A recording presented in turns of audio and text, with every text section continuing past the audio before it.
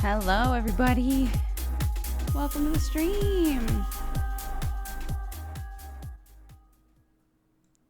Hello, hello. Ugh. Let me put out a tweet because I forgot to do that. My bad. Oh, goodness gracious.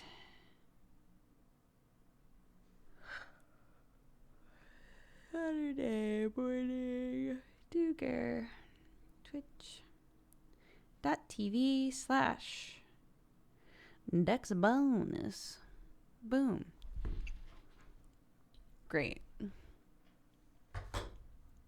Wonderful, delightful, excellent.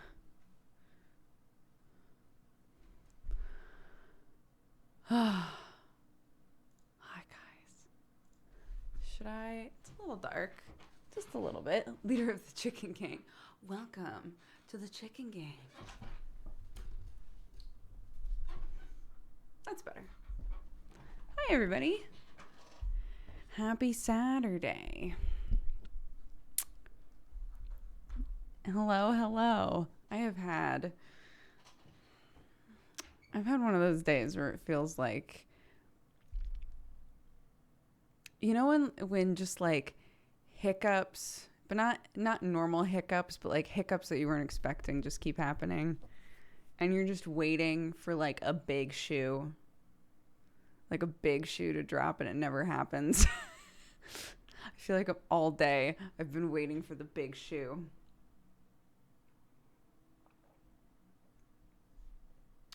But we'll see. My hair looks rad. Why, thank you. Like a sneeze that doesn't happen, I guess. Like, do you remember yesterday when I was streaming and I was just quiet looking at my phone for like a full minute or two and then I had to go back to BRB? So that was like a thing. That's like a thing that we have to take care of. That's like it's like an IRL thing having to do with the car. That was just like a dump of information. So stressing about that. And then this morning, so Callus Row was supposed to be like a big mushroom excursion. Like all the myconoids were supposed to all get together and like do a thing together. And I just slept through the whole thing. And I woke up to Sam being like, hey, how was Callus Row? And just my heart like sank, like, no, fuck. So Sam now is going to always wake me up for Callus Row because I can't be trusted and I just fall asleep. And it doesn't matter how many alarms I set, I guess I just sleep through them. And I felt so bad. Apparently they decided to push it to next week anyway because Jimmy was also having issues, but like I felt like such an asshole. So there's just like multiple things that started the day off going, well, I guess we'll just do our best today. Clarky's feeling much better, so that's good. She's napping right now. She's supposed to have a little like outdoor playtime with her cousins to celebrate her birthday and Tommy's birthday. So I was like, you have to get, a good nap in because, we were sick yesterday. I'm glad that you're feeling so much better, but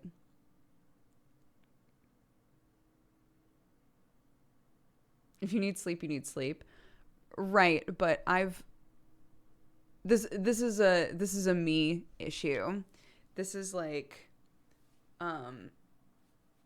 me wanting to do a lot of shit, and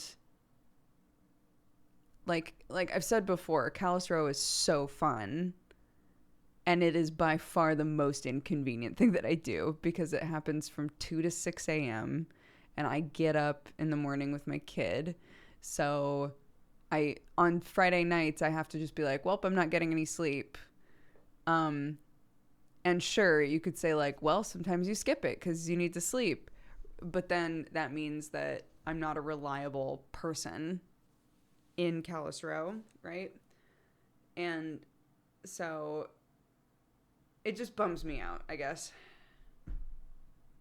It's just a bummer. I want to be reliable and I want to be involved, but if I'm not there, then of course I'm not going to be involved in shit. So what are you going to do?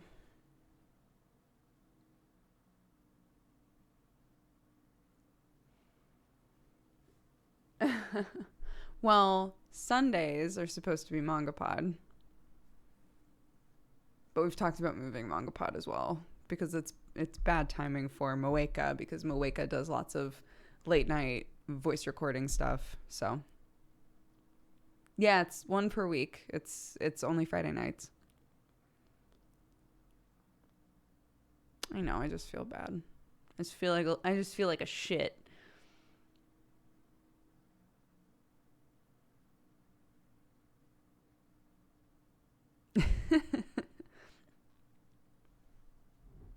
What are you going to do, though?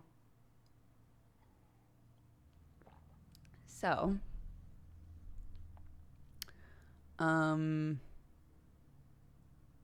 yeah. All I can do is keep my fingies crossed that maybe they'll make it earlier for season 3. That's the other thing is there's only like 5 episodes left of season 2.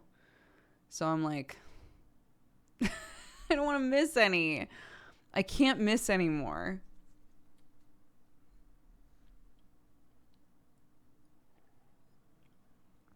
It's just really bad timing for me. That's all.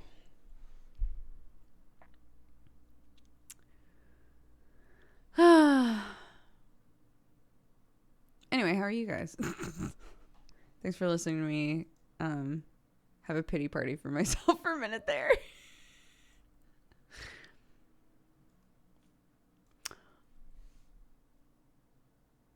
I got a bread making machine today. I immediately cut my finger near my nail on the cardboard. We got off to a rough start, but it smells nice in here now. Excellent. I did a fried rice, but we didn't have any long grain left, so I used basmati, and the whole kitchen smells like basmati rice now, and it's amazing.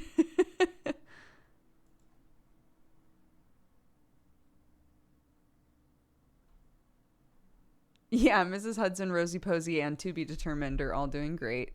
They're very cute girls. I think that they're bored out there. I want to be spending time outside every day, but Clark, again, has been sick, and I don't want her spending too much time outside, especially if it's not that warm. So, yeah, so we've been going out and, we open up the coop, and we say hi, make sure that they've got their food and scoop their poops and do all of that sort of stuff. Mrs. Hudson is very gutsy. She's very, very gutsy. By very gutsy, I mean that when I open the back of the coop, the other 2 ladies, they do not go in the coop because they don't know us really yet, right? So the 2 of them are like, okay, they're doing stuff in there. I'm going to hang out on the literal opposite end of the run. The second that we open up the back of the coop and start scooping poop and doing all of that stuff, Mrs. Hudson's like, what's going on in here? What are you guys doing? What's happening? You guys messing with the roost? That's cool. Hey, there's some really good grass down here. I'm going to while you're doing that, I'm going to hang out right here. She'll just slowly get closer and closer to the exit. And I have to be like, okay, Mrs. Hudson, back up. We got a couple more days of you guys in the run before you can come out. Hi, Nick. How are you? I get a lot of chicken side-eye from Mrs. Hudson for sure. The other 2, they're just kind of living their life. Mrs. Hudson, I feel like she's very observant and really gutsy and is just like, I don't know you yet, but what if I just walked out? I know chickens can fly. we tried to get the escape artist formerly known as Rosie Posey back into the coop on the very first day because she got out while we were doing stuff. And I was like, well, that's fine. Rosie Posey was by far the most, they were all really docile, but she was like so chill and was totally fine with us holding her and hanging out with her. I was like, it's going to be easy peasy to grab her. It was not. But at one point I was like, okay, we're just going to surround her. So we were like, very gently, like walking forward, like, it's okay, Rosie. It's okay, Rosie. And she just like just flew over my arm. And I was like, okay.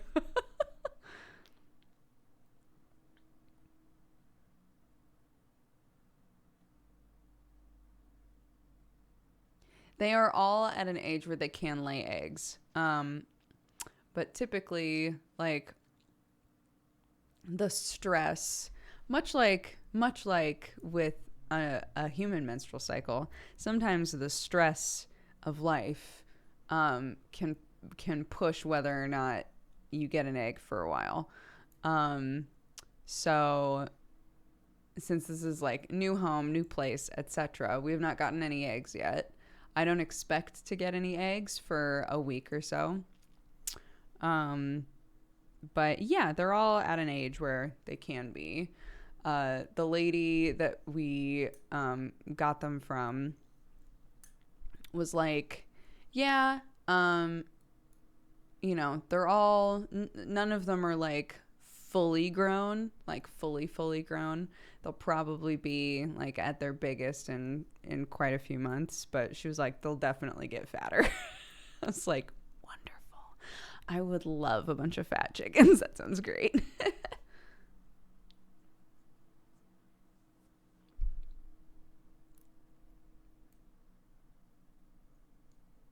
They live in a run. We have a coop and a run in our garden, yeah. Everyone's like, you're very brave to have them on grass. And I'm like, I don't know where else they would go. So I guess that spot of grass until the 5 days are up and we can move the run somewhere else, that spot of grass is going to get real fucking fertilized.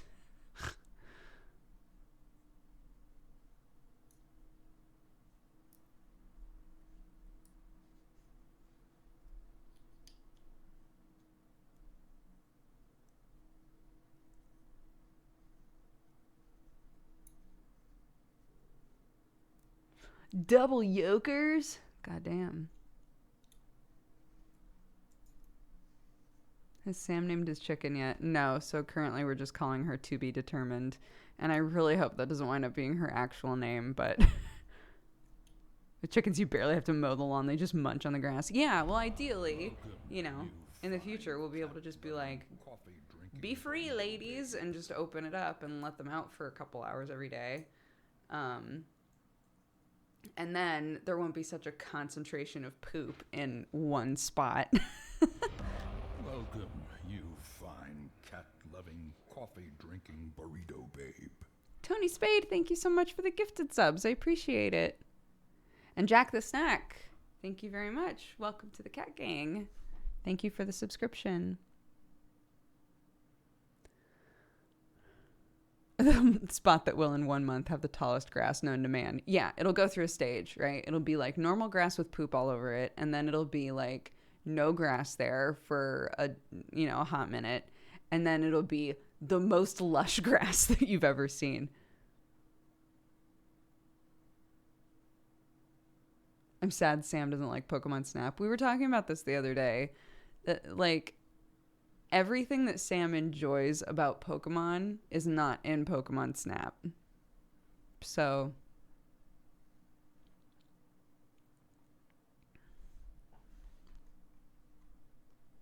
we already have an oregano plant named Jesse. We're not naming the third chicken Jesse.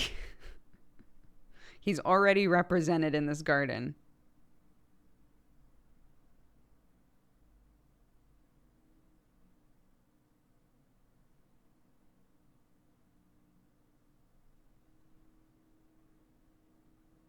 Why do people like Snap? I've never played it. It's very relaxing. You're on, at least in the original Snap. I haven't watched the new Snap yet, and I haven't had a chance to play it yet. I really want to play it tonight. But no, I'm not naming it Arcadum. So, Arcadum plan new campaigns. He mentioned your name. Would you be interested in playing again? Of course. I keep hearing all of this secondhand, so I haven't been approached by him yet. If he wants to hit me up and be like, be in a game, I'll be like, let's go, baby. But yeah, I've heard 3 different times now that my name has been mentioned somewhere. So so I'm just gonna chill and wait. But Pokemon Snap was really nice because you're on rails. So you're on rails in the original, and you have a little camera, and you're just looking around, and you're trying to take pictures of as many Pokemon as you can. And in Pokemon Snap, there were like hidden Pokemon. There were Pokemon that were like time triggered, so they would like sometimes do things and sometimes not, so it behooved you to do the same levels over and over again, and you were just trying to get pictures of every single Pokemon, and it was really, really fun.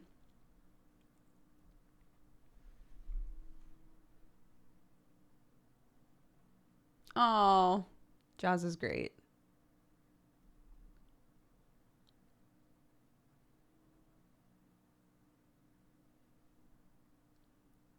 Pokemon Snap seemed real boring to me. Yeah, that's the thing, is like some people really loved Pokemon Snap. I loved it. I adored it. Sam, for Sam, it's like, where are all of these, like really finicky combat focused elements of Pokemon that I enjoy? Oh, they're not in it. Then I don't want to play it,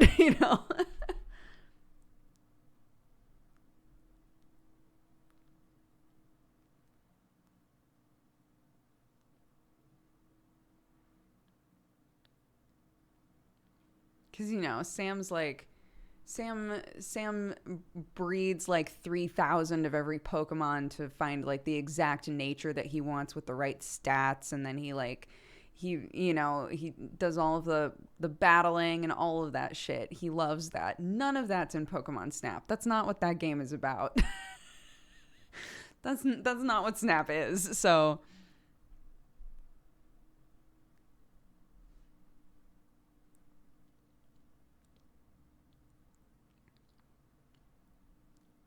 yeah, I don't really enjoy Pokemon games anymore, but Pokemon Snap, I think I would really love. So, yeah, chicken naming also not exciting enough for Sam. So, oh my God. Wait, can I show you? Wait a minute.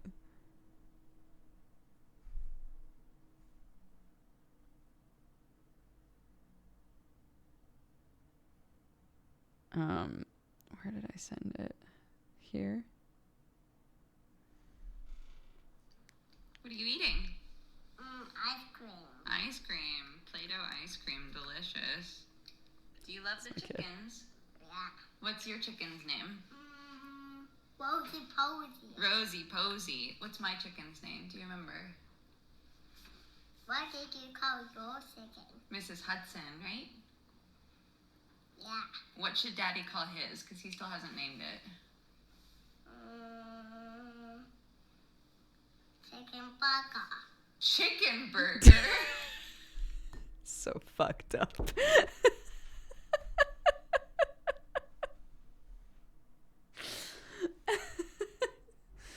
It went from chicken to chickadee chick. I've asked her this 3 times now. So the first time she was like, just call it chicken. The second time she was like, he should call it chickadee chick, which is very cute and is a name of one of the kids in Twirly Woos, if any of you guys watch that with kids.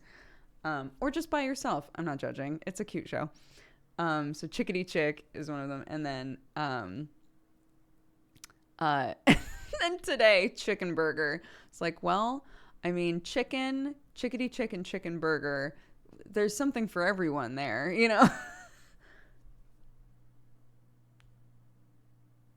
Chicken burger. It's my kid.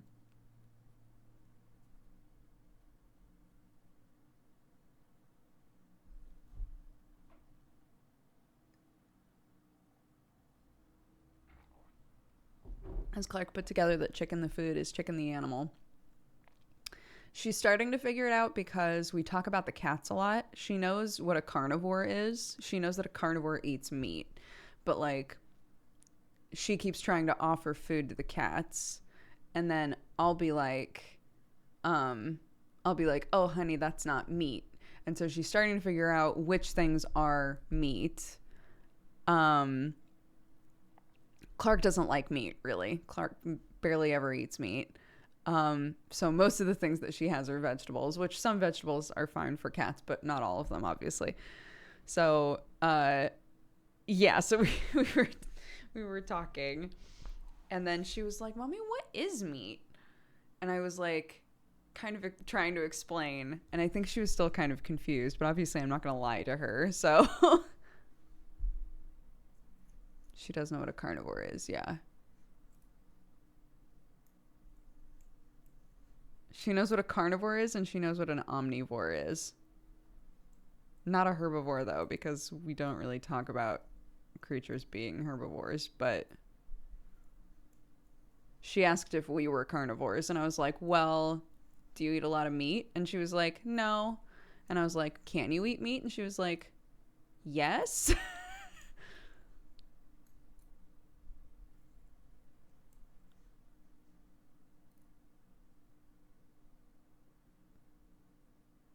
Points at self, we are made of meat.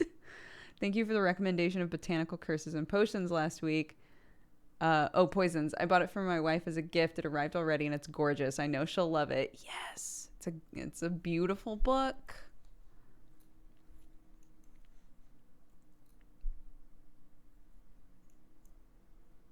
Oh, I found out Chicken the Animal and Chicken the Food is the same thing at Christmas dinner when I was 3.5. Apparently I sobbed for ages. Oh my God. That book sounds cute. It is gorgeous. Is it in here? No, it's by my bedside table. Nick, you should look that book up, though. It's beautiful.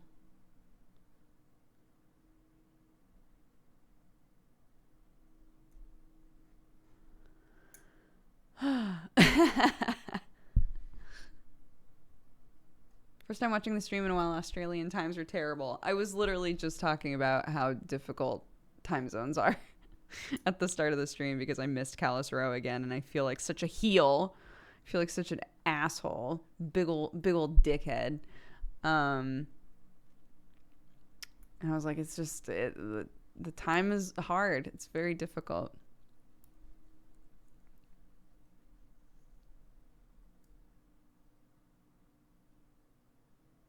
Why don't you talk about herbivores? It hasn't come up. We teach her based on things that come up in conversation. If we talked about what the cats, or not the cats, if we talked about what the chickens eat, we could talk about that. But chickens will eat literally anything because they're monsters. So I just finished Gideon the Ninth last night, my first proper book in like 10 years. Thanks for recommending it. Yeah, I also just finished that book. And I need to read the next one because I'm like satisfied and also deeply unsatisfied by the ending. So they're little dinos. It's true.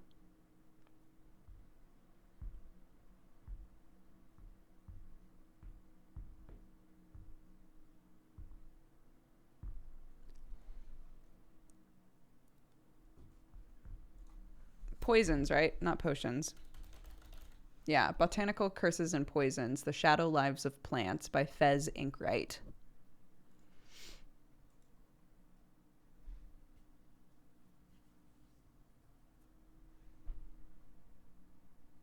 Gideon the Ninth is the name of the other book that we were just talking about. It's space necromancers. It's great. It's like dark fantasy sci-fi. I loved it. Lots of LGBT representation in there, but it's really just like a really cool like action fantasy sci-fi book, and I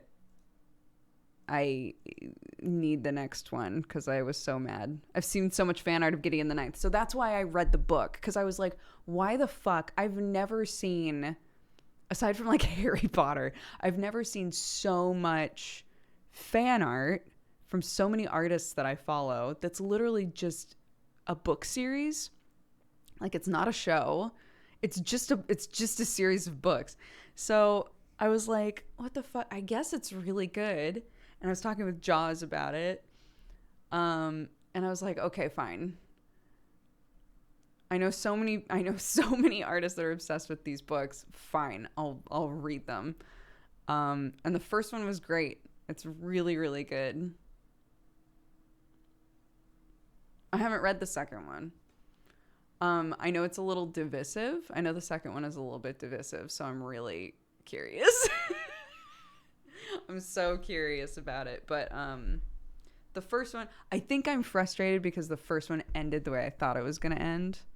That doesn't happen for me very often, where I'm like, maybe this will happen. And then it did. And I was like, well, now what?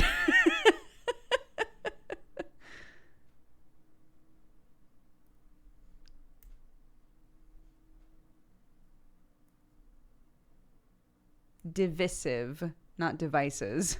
Divisive. It is a dividing topic.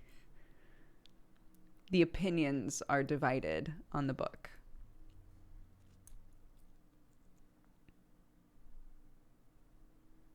I really like the second one, but not as much, and I can understand why people would not like it as much.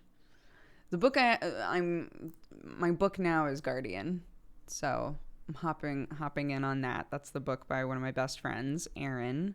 She self-published a book, and I'm very excited to read the final edit because I read it during like beta reading, and it was great. And it's so cool because I've read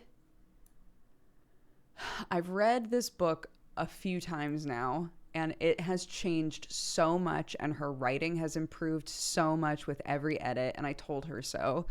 I was like, it's so cool that like after all this work and after all the tears and all the time spent like re-editing it, that you've like grown as an author so much. It's really, really cool. I'm very proud of her. So I'm really excited to read the final edit.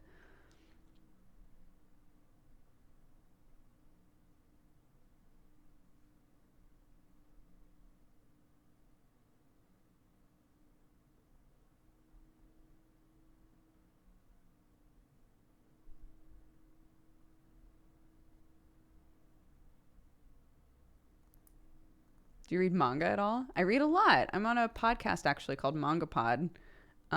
It's been on hiatus for a long time. It's finally come back, but yeah, I read a ton of manga actually. Writing a book is like 80% editing. Oh my God, her book changed so much in the editing process. So much.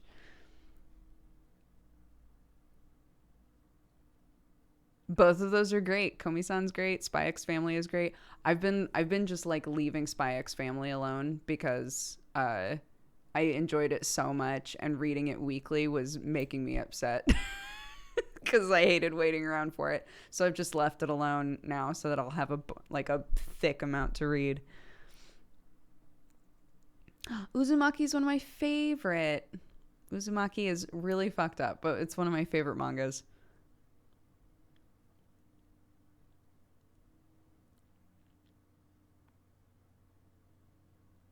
I have not read the Howl's Moving Castle book series. I didn't even know that existed.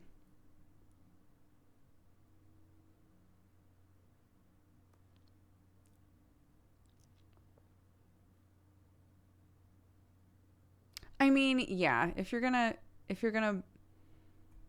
buy Junji Ito, hopefully hopefully you know what that boy's about.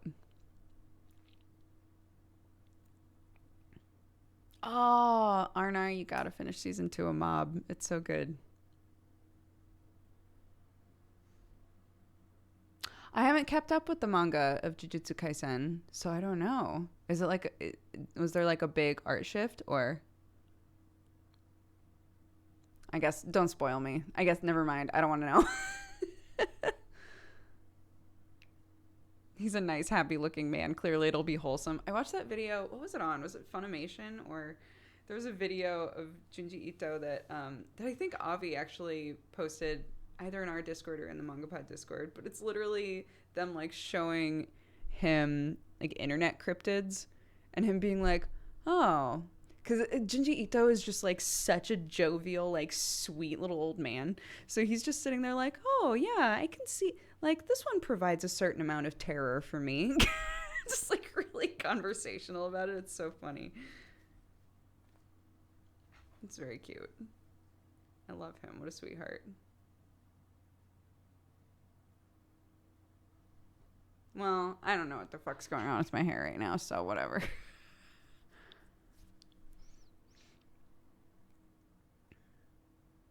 Yeah, I love Howl's Moving Castle. I would love to see what the books are like. I'm trying to like keep this chugga chugga choo choo. I'm trying to keep reading because it's really easy for me to fall off. But now that I'm done with Gideon, if I can just, the time that I was spending reading Gideon, if I can just immediately replace it with Guardian, and then after that immediately replace it with something else. I'm still like slowly making my way through the Artemis Fowl books. So.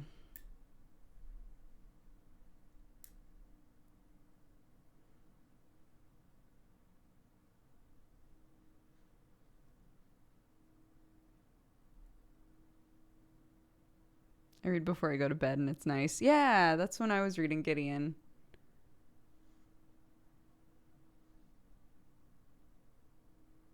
Oh my god, Arnar, same. I have the paint. I have everything ready to go. And the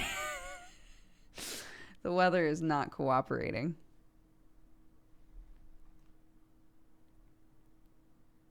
Oh, John Arachnid, we were literally just talking about that. I haven't read the sequel yet, but I've heard everybody who talks about Hair of the Ninth either says that it was good, but maybe not as good as the first one, or that they just fucking hated it. And I gotta know. I have to read it. I gotta know.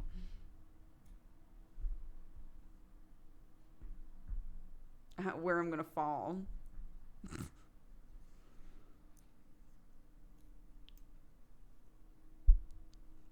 Bye, Beastie. But I really loved Gideon the Ninth. I liked it a lot. So even though I predicted the ending, I still liked it a lot.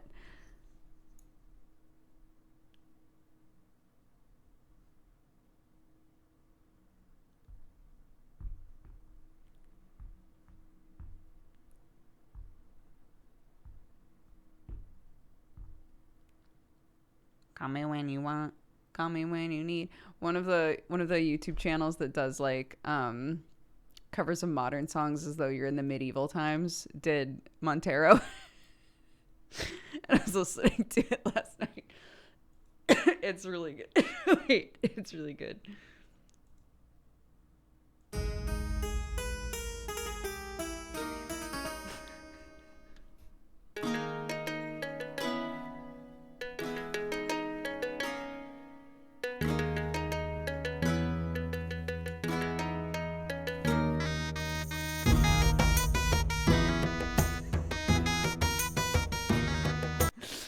So good. So there you go. Here, I'll link you in case you want that in your daily rotation. Also, if you've never looked up bardcore, if you've never looked up like medieval covers of modern day songs, there are a few channels that do it and they're all great.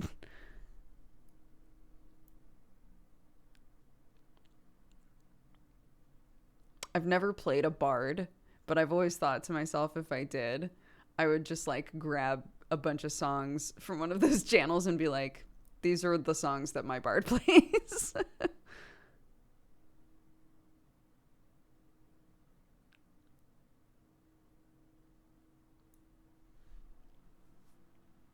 Hildegard von Blingen is maybe top tier. Oh my god. Yeah.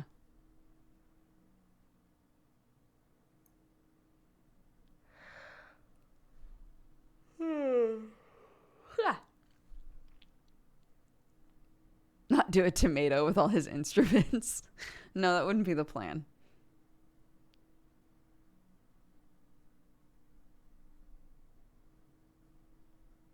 Bardcore can make me love songs that I hate. It's magical. For sure. Sometimes there's like there's just a style of music that doesn't hit you as well. And when you hear the same song in a different style, you'll be like, whoa, I appreciate this song now. Holy shit.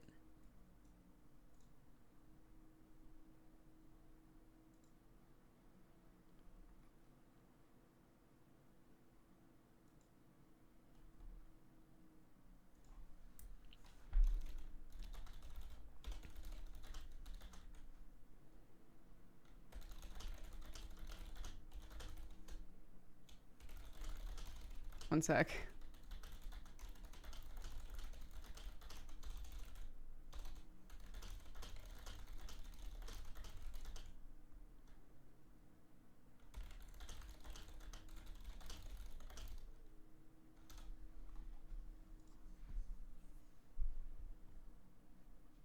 We had an ASMR unboxing bard. I love that.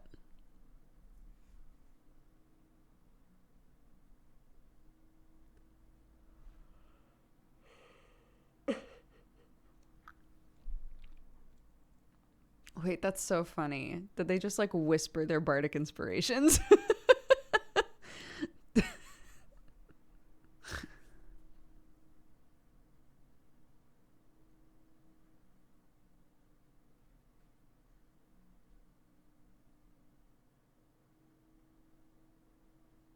Amazing.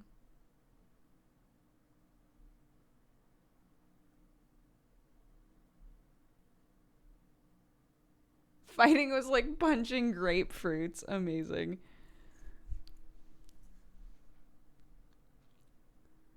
They did a mukbang once as a distraction. Jesus Christ.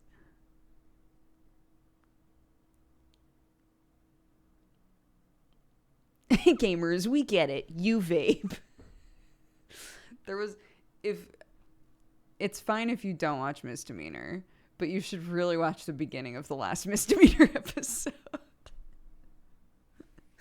It was like 15 or 20 minutes of us just riffing in the stupidest ways possible.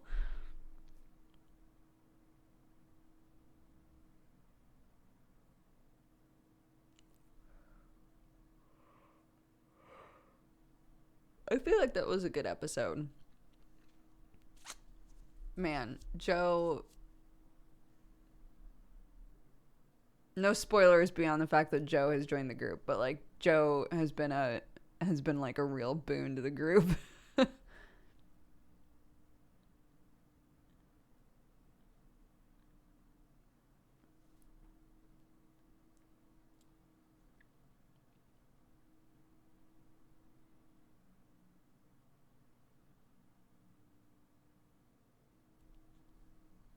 The last episode of Godforge was amazing also. Wait, what happened in the last episode of Godforge? Oh, shit. Oh, yeah. Oh, yeah. I nearly recreated an exact situation from my very first D&D campaign. It felt like the worst sort of blast from the past.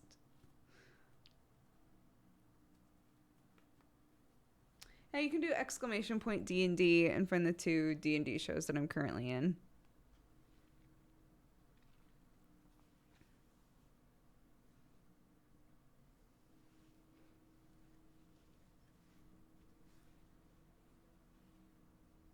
But yeah, Misdemeanor is the one that's like found family pirates, and I play a 13-year-old sassy sorcerer kid.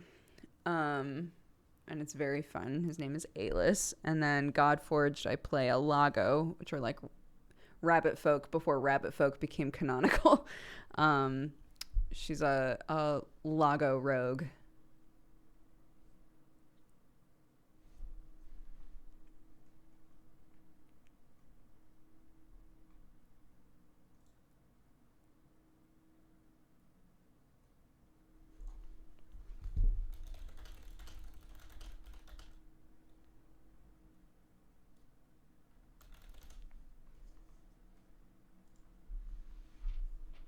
Yeah.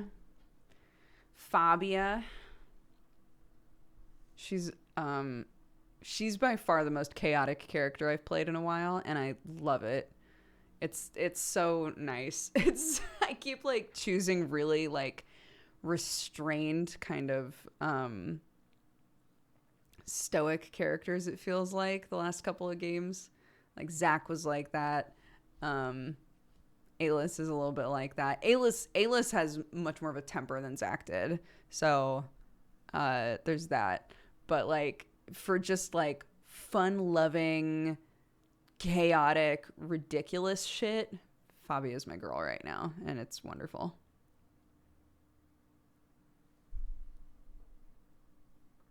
I know, yeah. I've hung up my fedora, y'all. If you're making another character for Arcadum, what kind of character would you make? I mean, it depends on the campaign.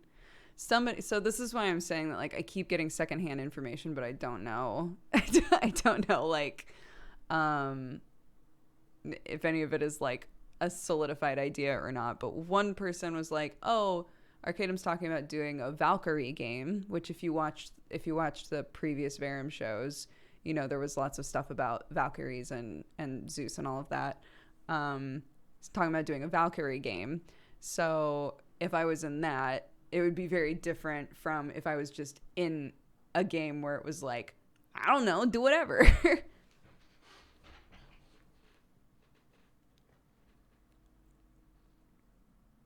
But something that I've said quite a bit is that I would really love to play like more of a hyper femme character, because I don't do that very often.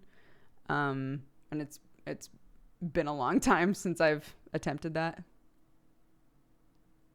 Odin, sorry, not Zeus.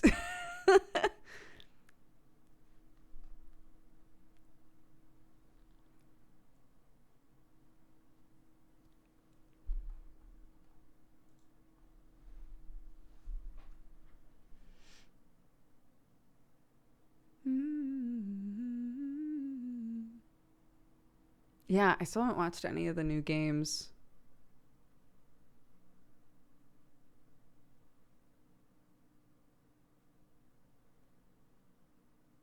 Nick.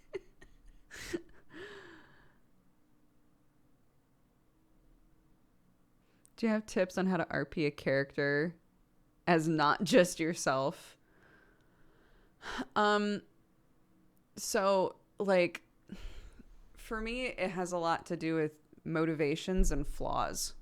So I think about like, what's their major flaw? What do they want? Like, what do they really want? You know? And those tend to be good starting points for me, because your flaw will kind of inform how the person goes about trying to get what they want. Right? And from there, you can kind of like build a character and sort of figure out who that character is. For a character like Wazy was my old Hobgoblin character, one of my favorite characters that I've ever played. But she was like a battle axe, not like she used a battle axe, but her personality was just very. She did not lie. She didn't bother to lie. She was like too honest most of the time.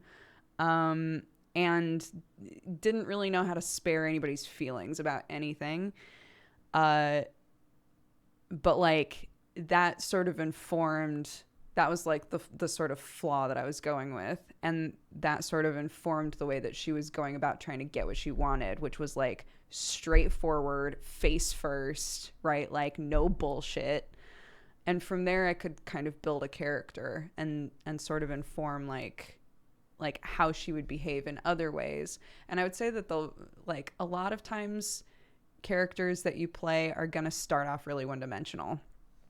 And it's not until you play them a bit more that you sort of flesh out more of who they are. And a lot of that stuff, it's almost impossible to figure out ahead of time, I would say. For some people, probably. But not for me. I can't do it. What I can do is I can be like, okay, what's like a really obnoxious or just like fundamentally like wrong or negative thing about this person overall. And then also, what do they want? And can I kind of like, can I just play to that at first until I sort of figure out what they're all about, you know? Yeah, you kind of have to get to know your character.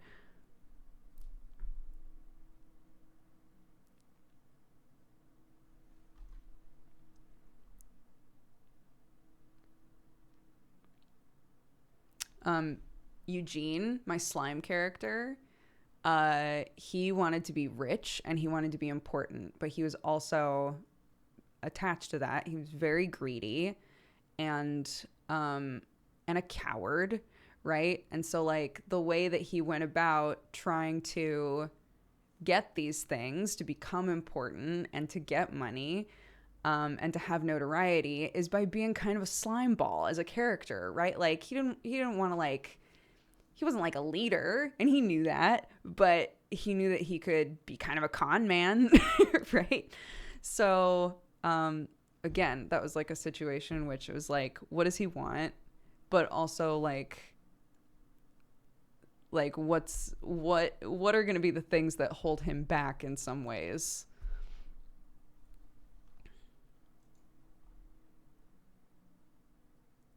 I'll never forget Eugene seducing the weasel alien. Neither will I.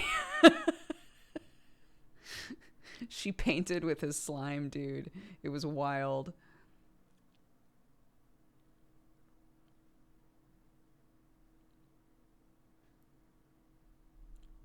Oh, the rabbit voice is like really similar to my voice.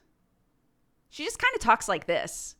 She's just kind of like, I don't know, a bit higher register and like slightly more gravelly, I guess. But she basically just talks like this. It's like one of the easiest voices that I can possibly do.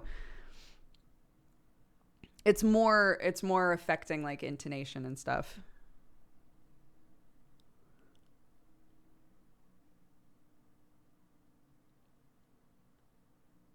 No, I'm not. I've never done GTA RP. I don't know anything about GTA RP, to be honest. No, this is all like D&D sort of stuff.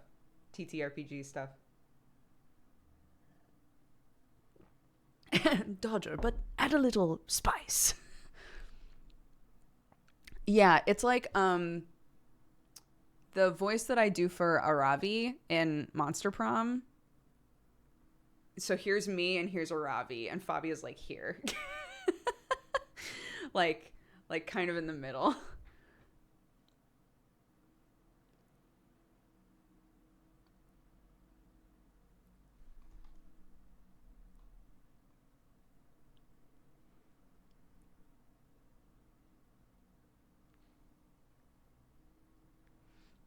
Earl Grey, that's awesome. That's kind of similar to when I was talking with Joe while I was making Fabia. I was talking with Joe about a couple different things.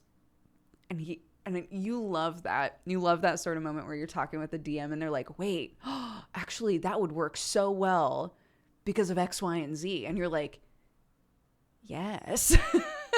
Yes, it would, wouldn't it? Welcome, you fine cat-loving, coffee-drinking burrito babe.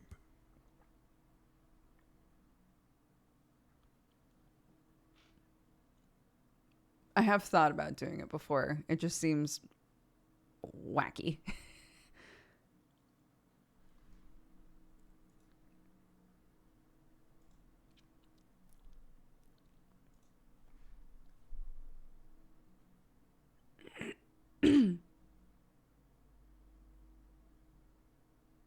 Funky furred chicken.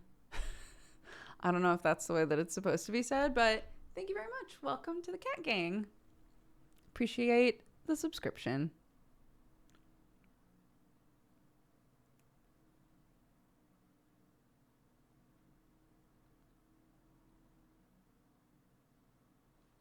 Call Octo, let him be your in.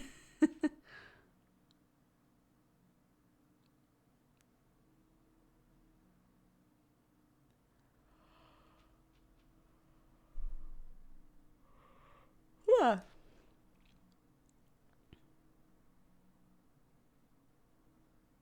Oh, I didn't know that. I didn't know that Monster Prom had some emotes. I love that we still have the Darkest Dungeon announcer guy. I don't think I could ever get rid of it. I think y'all would riot, to be honest.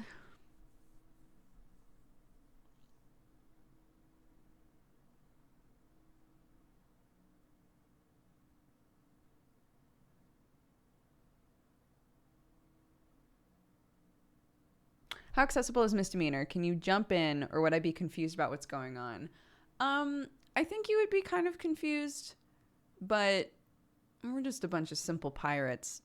Aylis, Aylis is a kid that's accidentally a pirate, but like, character-wise, I think everybody's pretty easy to parse to like understand what kind of character they are. But in terms of like story, like what's going on, there's like some complex side stuff sort of, but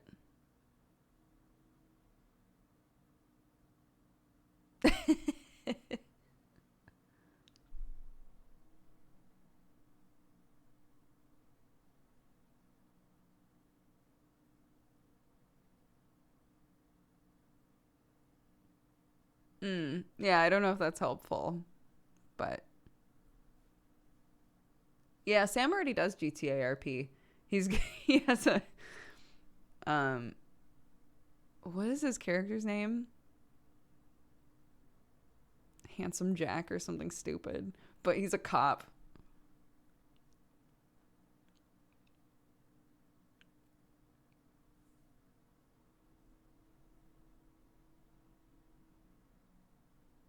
Gorgeous George, that's his name.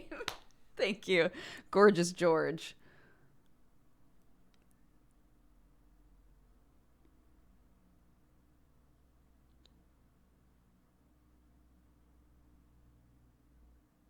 I mean, he hasn't played K in a long time. But it was really easy for him to start being a cop because he was a cop dog for so long. He played as a, for anybody who doesn't watch GTA RP, Sam role played as a police dog for a really long time, like multiple police dogs. So he already knew the way that the police worked. So now he's done like all of the in-game training to be a cop and just knows everything.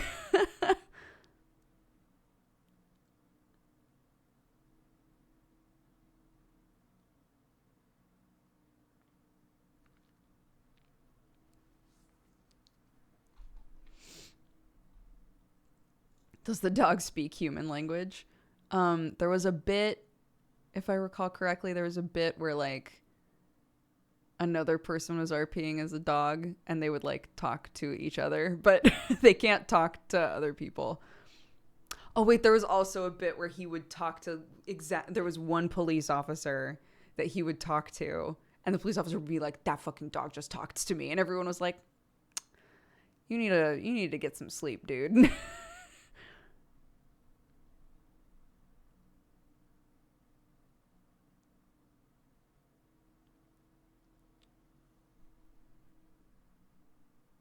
It was a good bit. It became very dramatic because it turned into like a war between him and this guy, but it was a good bit.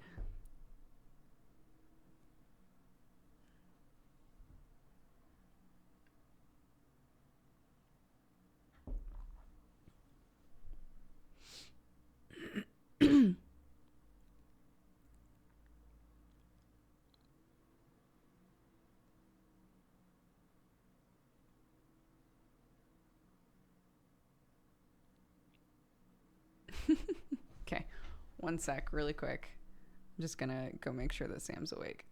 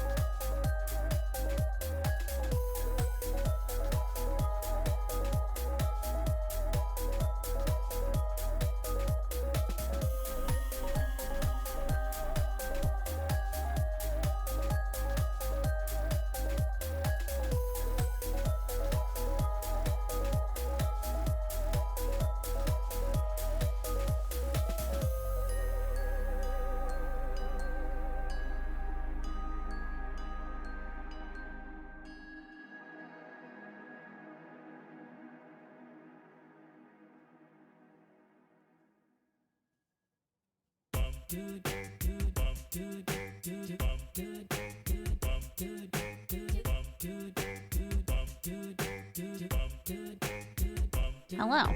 Hi, I'm Tammy, and this is my friend Tammy. Oh. And Tammy, and my business partner Bob.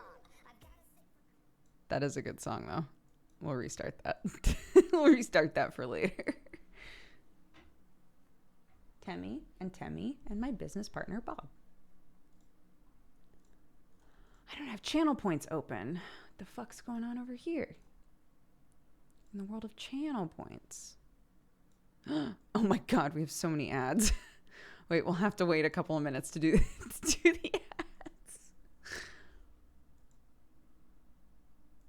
We'll have to wait.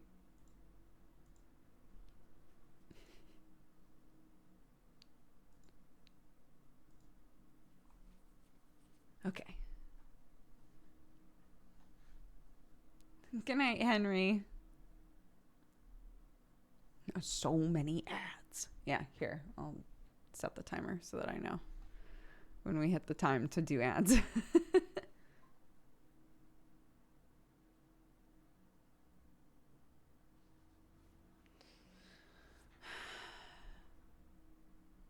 $20-minute BSL break. I've been trying to do this one a lot to remember it. Yesterday, today, now. Tomorrow I definitely want to do, maybe tonight actually, because I don't have much to do tonight aside from like working on all this IRL shit, but I want to like buckle down and do the next part of the course because I've just been kind of like absorbing small bits or like doing small bits of the course, and I want to just like sit and learn some tonight. Oh, I wanted to say I grew up watching your videos. I'm so happy to see that you're doing well, and you even have a little tiny DOOGER human. Oh, thank you, Katie. I appreciate it. Today seems more urgent than right now.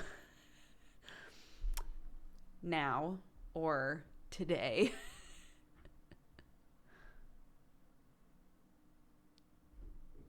Oh, there's my kid. Oh, damn. Welcome, you fine, She's awoken. cat-loving, coffee-drinking burrito babe. Hi, Clarky. Sorry, did I wake you up? Yeah. Look at that grumpy face. You okay?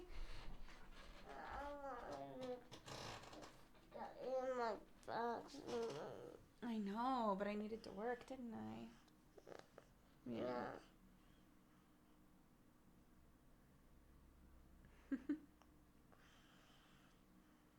And Watson.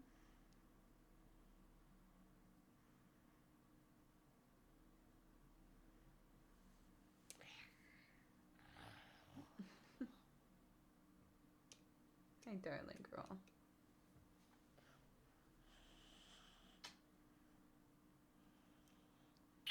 Your cheeks are so warm.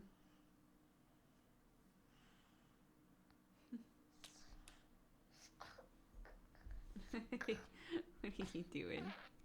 Yum.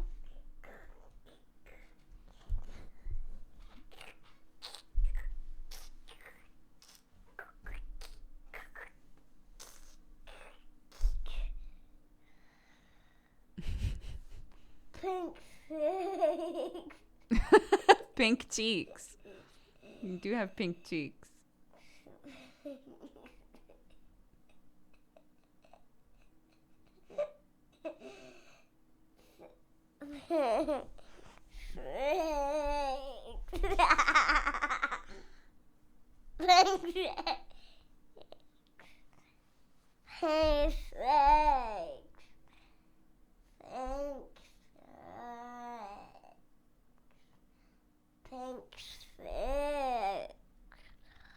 Clarky. Clarky.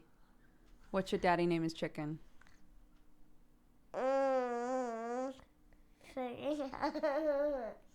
Gengar. Genga? Genga? That's all. That goes off the naming convention that we've been with so far. Genga. She's so sleepy.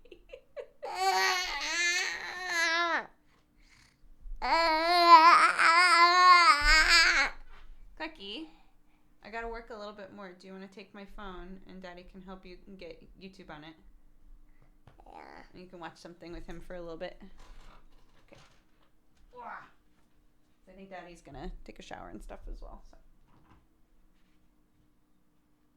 Oh, one sec. Sorry.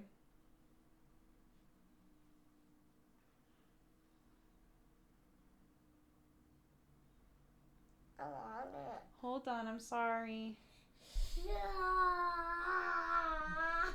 Sorry. One sec, guys.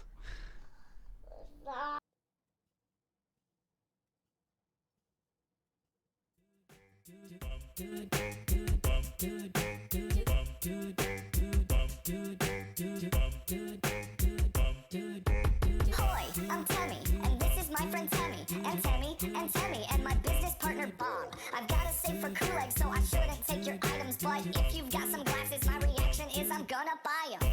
Okay, I'll just control my spending. My bank account is running out, transactions are still pending. I've got a safe for Kool-Aid, so I shouldn't take your items, but I see you have dog residue, and I really gotta try it.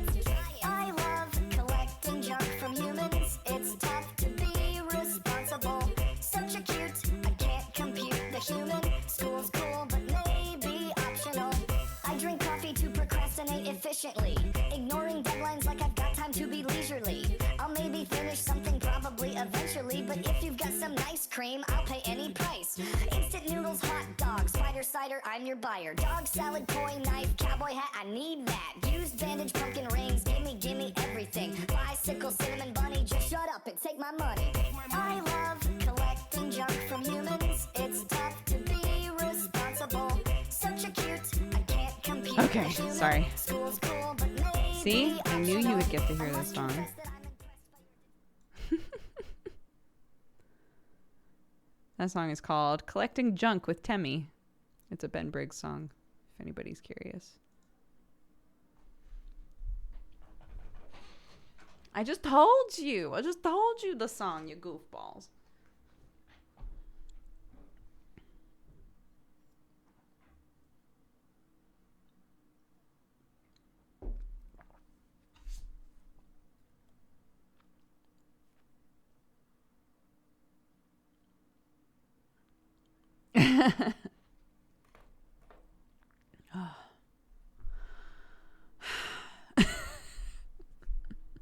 My life is just stressful text messages right now, I feel like.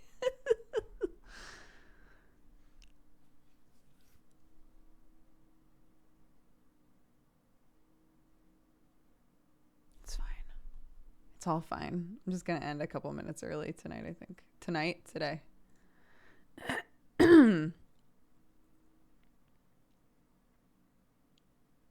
Why are there no wacky Hollow Knight remixes? I don't know. Less wacky shit going on in Hollow Knight.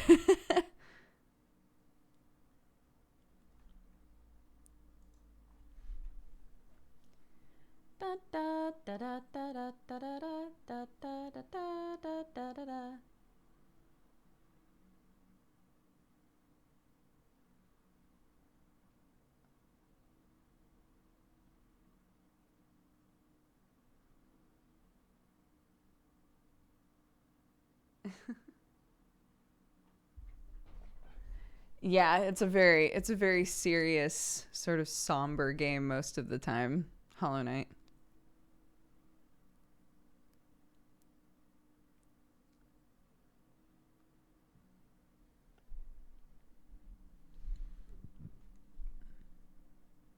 I'm changing my whole life in the next 2 weeks for the better, but holy heck is it stressful. So much to plan. If it's for the better, it'll be worth it. It'll be worth it to get it done, but I understand that for sure. You fine, cat-loving, coffee-drinking burrito babe. Jack the Snack, thank you for gifting a sub. Welcome, Duranth. Thank you.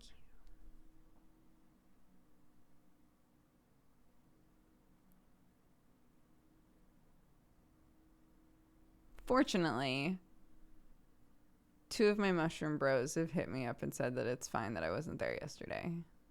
Still feel like a dickhead, but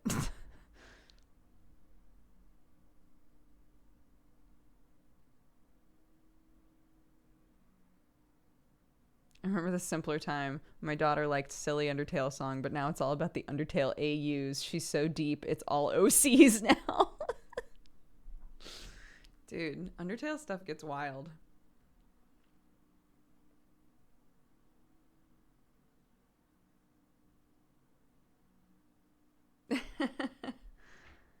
Fave UK biscuit. I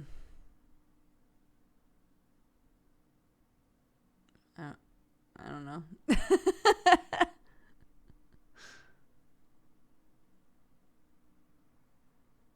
I don't like digestives particularly. We mostly only have the whatever the like royalty biscuits are. We have those in the house. They're all right. Custard creams, absolutely not. No, yuck. I hate the cream ones.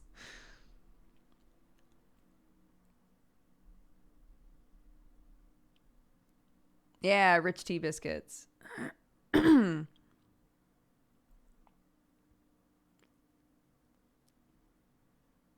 If Jammy Dodgers count, Jammy Dodgers would be my favorite, I think.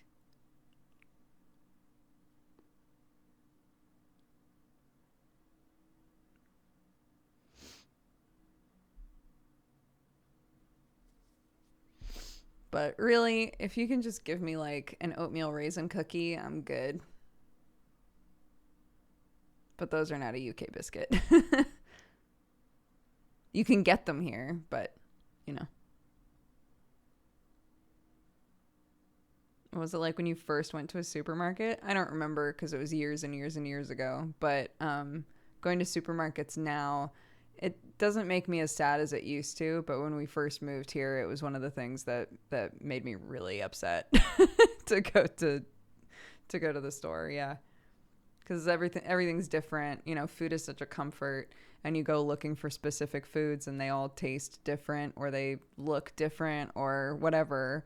And it's still fine, obviously, and you can still eat it, but it's not gonna be home, you know.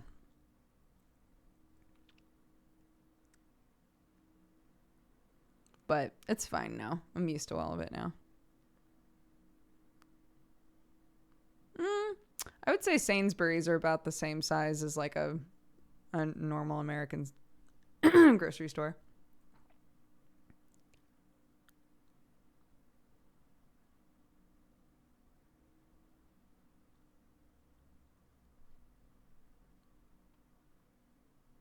Well, I mean, even if say tomorrow they were like, guess what? You can fly between America and England now. We still couldn't because we're not vaccinated. So.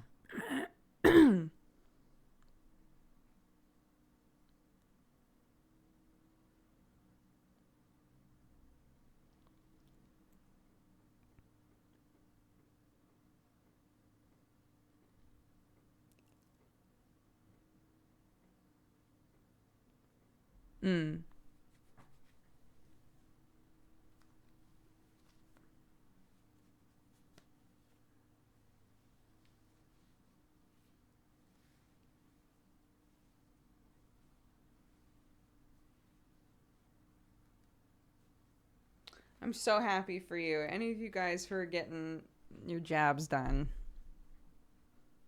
Amazing. I'm jealous and delighted for you.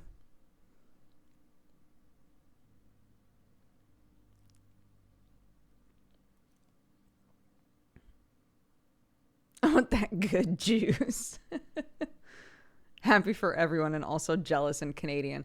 Dude, it's wild how many people I know in a shocking turn of events, how many people in America that I know have it. And I realize that there's a bunch of problematic stuff associated with that, of course, but like, I'm like, wow. All my friends in America have gotten the vaccine already? That's wild to me.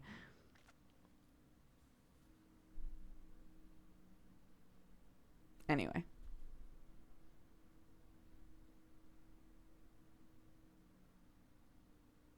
Totally, I'm happy for them, and also, yeah, just like cry facing to ourselves, like, I'm really glad that you're safe now.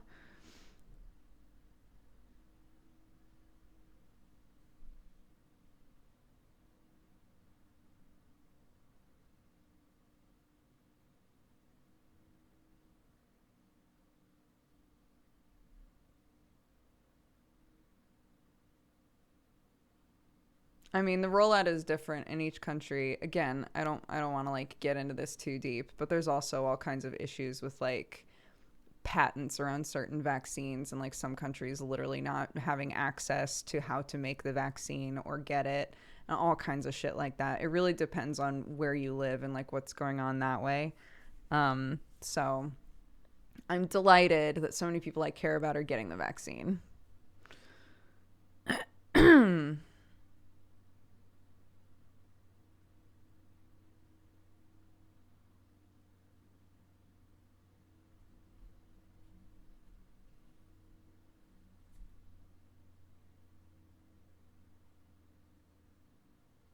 That's how I feel about happy couples. Like, oh my God, I love your happiness. And also, screw your happiness. I'm lonely. I get that.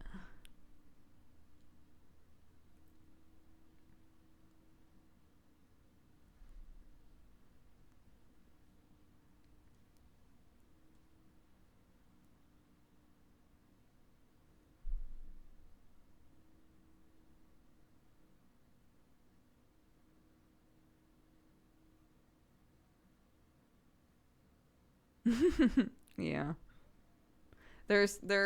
I mean, there's definitely certain times of year where the sort of media that's coming out, like the movies and even the commercials that you wind up seeing, are all geared toward, isn't it great that this time of year you have people that you love to hang out with all the time and tell them how much you love them? And I get it. I get why so many people around like Christmas and Valentine's and all of that shit just get like super lonely, because all of the like everything is geared towards being like, isn't it so great? All this. And then if it doesn't apply for X, Y, or Z reason for you, then it's like, yeah, thanks for the reminder, right? I've definitely been there.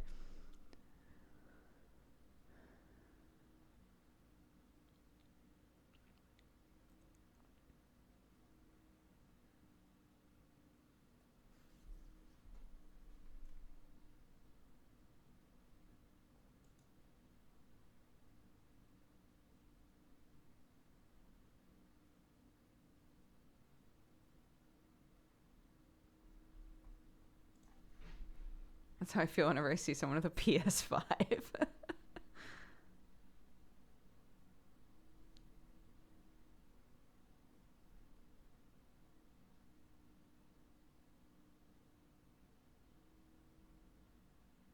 Yep. PS5 is overrated. I have yet to use one, so cannot confirm or deny. Look, I'm going to download Pokemon Snap tonight and live my best life, I guess.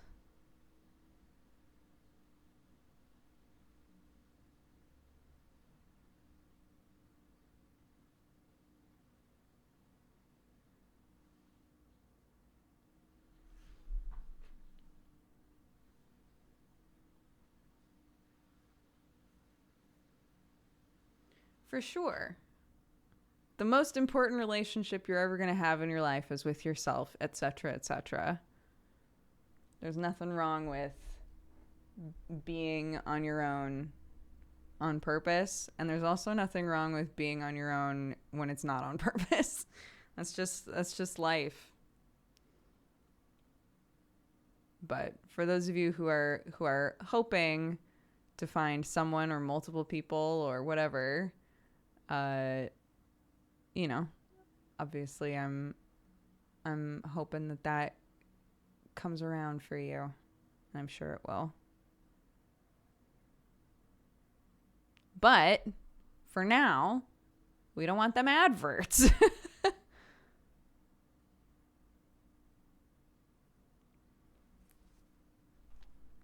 Loved your It Takes Two vids with Sam. Thank you. That was very fun. I like playing stuff with Sam occasionally.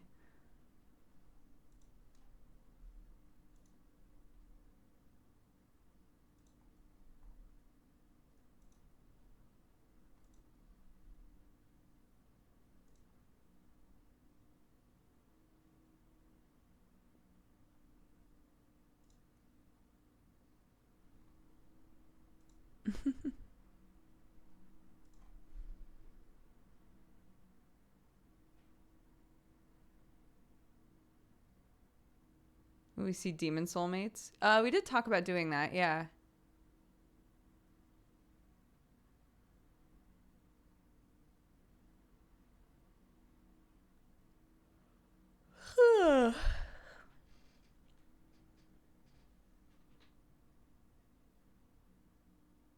Sorry, guys. I'm like so distracted today. We might not be doing Manga Pod tomorrow. And if we're not, I might do another like stream kind of like this, or just like hang out and play Overwatch with viewers or something. Because I feel bad today. I'm just like I'm thinking about like 18 things.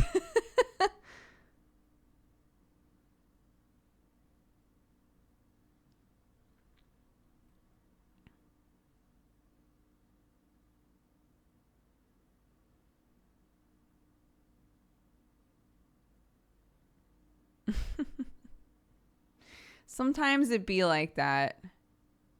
Sometimes it does. But yeah, I'll probably go in a couple minutes here.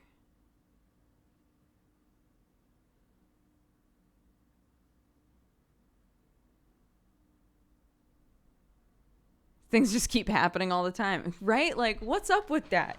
Stuff just keeps happening in life. Have you read Aaron's book? I just finished Gideon the Ninth, and so now I can start on the final edit of The Guardian. I'm very excited. What do you do with babysitting when you and Sam stream together? If Sam and I are streaming together, it's because Clark's asleep.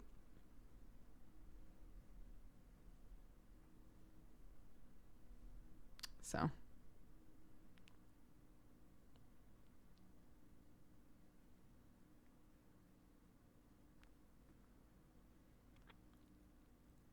Yeah, enjoy. I hope you all like it. It's a good book.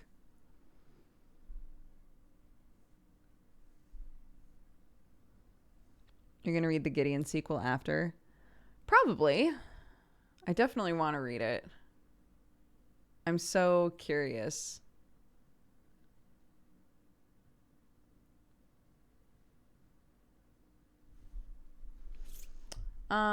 Okay, let's see.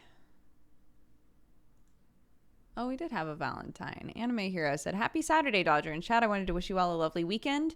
And remember, you're all amazing. Dodger, thank you for creating a positive, fun, wonderful community. I'm proud of your success and best wishes to your family." Thank you so much. I appreciate that very much.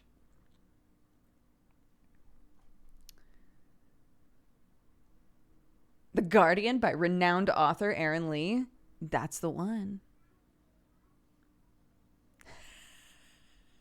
Sam's taking a shower and I can hear Clark just like barging into the bathroom like, "Daddy."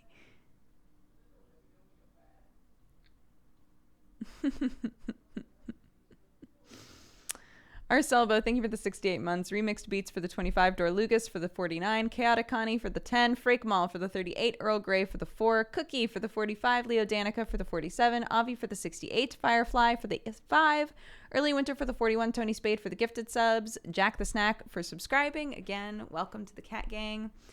Silpha for the 67, Chrissy for the 76, Edward McDougall for the 44, Arnar for the gifted sub, Aroberon for the 44, Golden Mooster for the 29, Funky Fried Chicken for subscribing. Welcome to the Cat Gang. Teox for the 26, Arnar for the gifted sub, Zero Kai for the 10, Avi for the gifted sub, MLK for the 5, Pixel Heart for the 16, Resnick for the 49. Jack the Snack, thank you again for gifting a sub, and Tatters for gifting a sub as well. TL Geek for the 31, Winter Willow for the 15, Avi for another gifted sub, Red Cinder for the 78, and Crumbling Biscuit for the 44. Thanks, guys. I'm very you just like feel it in here. Like it's up here, but it's also in here. It's no fun, but maybe tomorrow we'll be in a better place. But in the meantime, who's stramming?